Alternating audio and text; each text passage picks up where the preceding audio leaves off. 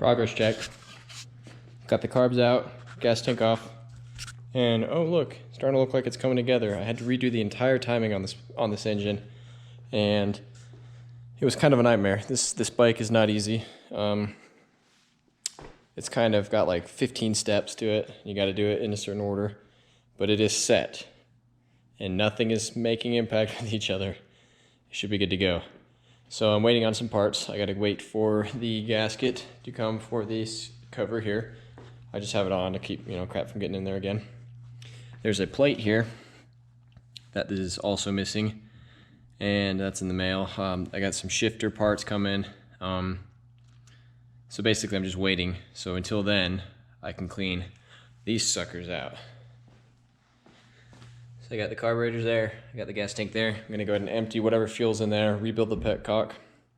The tank is actually in pretty good condition, so I don't really feel like I need to do anything crazy. I would just like to make a quick comment. This bike is a V-twin, so there are 2 cylinders. Each cylinder has its own carburetor, and in my personal opinion, carburetors are good at one thing, and that is to clog.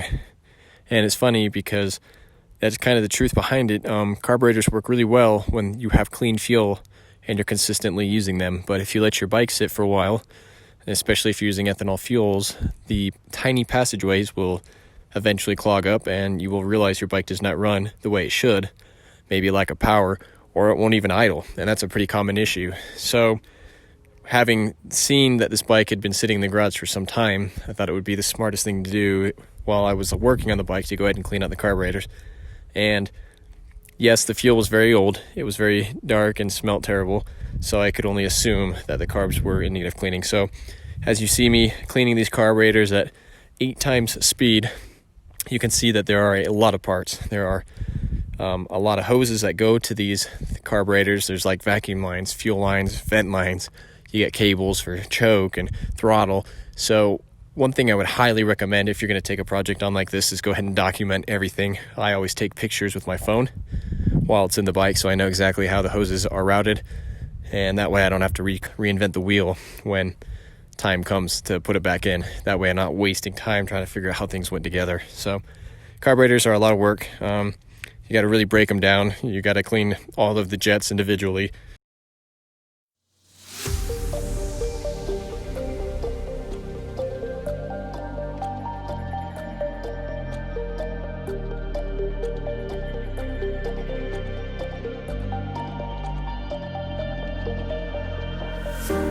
Showing off, don't wanna have to wait tonight. Better off, I'm gonna find my way tonight. Wait tonight, won't you talk to me? I wanna heal your sorrow, won't you talk to me? We'll make a new tomorrow, won't you talk to me? We'll make this happen.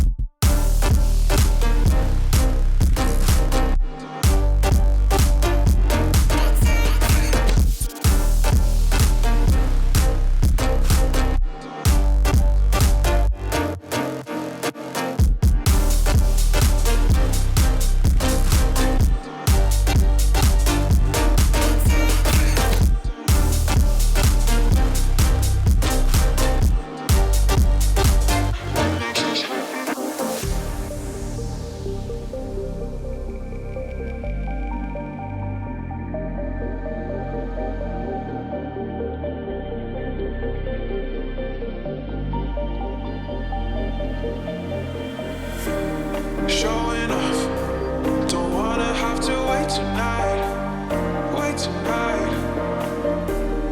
Better off, I'm gonna find my way tonight. Wait tonight, won't you talk to me? I wanna heal your sorrow, won't you talk to me?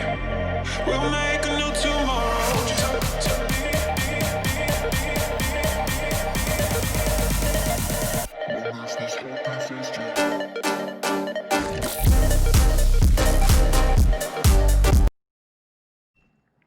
So after you've got everything taken apart, you've got it cleaned. I've inspected every piece and cleaned them individually, so that I don't have any residue or dirt on them when I'm going to reinstall them. But when it comes to jets, this one has 3. I like to run a wire through them, and then I like to make sure using a carb cleaner, brake cleaner, whatever, something with a hose, making sure that these are clear. It would really suck to do all this work, get it put together, try to get it idle, and it won't idle on you, and you're gonna have to take this back out and do it again.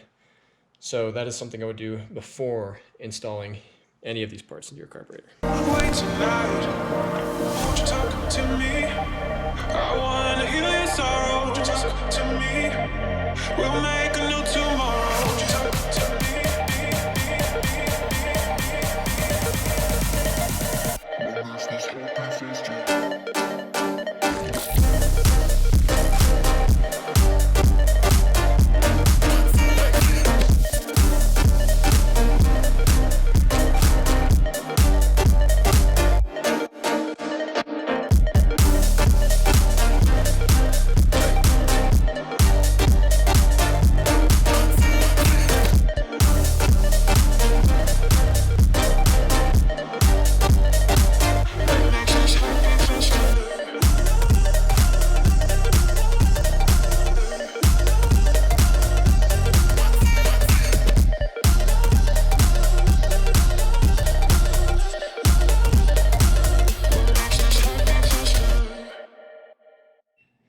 All right, what's up? We're back. Looking at the bike, we got some pretty clean parts back into the top now. So the carbs are in, and honestly, they weren't too bad getting out, but they were a pain in the butt getting back in. These boots, you really got to twist it weird to get them to go in. So it was just kind of a nightmare. And I cleaned out everything. In fact, I didn't bother to clean out, anything else, because that's something I'll just take care of with the pressure washer. But we got the carbs and these boots back in. All of the linkages and everything are hooked up as far as like the clutch goes and the throttle. I got it to where there's almost no play. I mean, kind of how I like it and whatever. And installed the cylinder here for the brake. I actually had the hardware and just grabbed a cotter pinner of my own. So the brake is hooked up and it feels very firm, which is good. Hooked up the little switch for the brake light as well. And it's coming together. I wanted to throw on this peg, but I can't until I've got that all buttoned up and done, which I'm not going to be able to do until I have some parts through the top of this highway bar back on, because it can be there and not be in my way. And the next is to clean out that tank. And basically, I'm just going to dump it out. If it looks like it's not completely destroyed on the inside, then I'm just going to pull the petcock off, clean it, put some new fuel in it, and be done. And that will bring us to a stopping point, because after that, can't really put on the exhaust until I've got the filter and oil in the engine, at least the filter, that I can throw the exhaust on. And obviously it's too late for that. So tomorrow will be exhaust, oil filter, and a few other things. I also installed these 2 covers, had the hardware still on them, so I went in and buttoned them up just to see how they look. Battery's in the mail, so I don't have that yet. It's coming together, and hopefully it works. Turns over, and I know there's a lot of good compression in cylinder 2. Number 1, I'm not so sure. So hopefully I'm not wasting my time. We'll see.